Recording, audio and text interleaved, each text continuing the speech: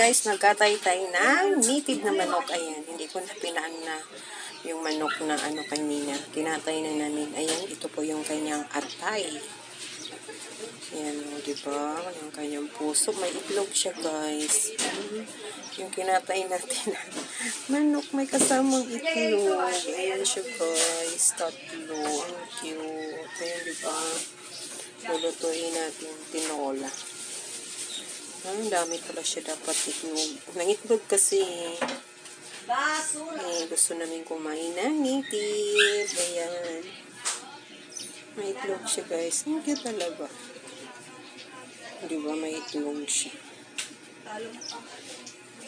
Ito po, ang taba niya. Ang laki kaya. Ang laki niya na manok. Ayan, ang taba niya. Sarap. Pag native, ganito talaga siya, guys. Nagiging.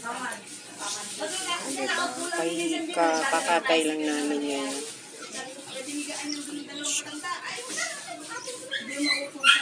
At syempre, ayan po ating ano niya. Ayan. Yung ating native na manok. Sana yung mga hita nito? Ayan.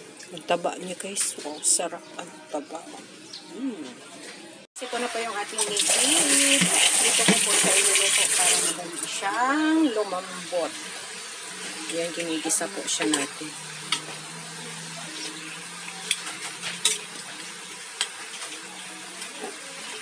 Taba.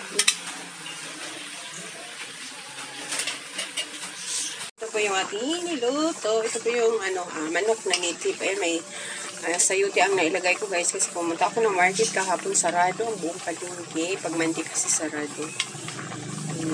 Nakita ko lang yung sayuti. Ayan, nagpichay lang ating ilalagay. Ayan siya. Ito na po yung ating native. Ayan, may tamad siya. O, diba? Ang ganda. Ang sarap. Pag native, ang liliit pala siya, no? Ito yung hita niya. Hiwa-hiwa na siya. Ang maliliit. Ayan. Tignan natin.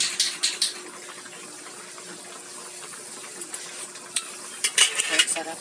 Ang sarap.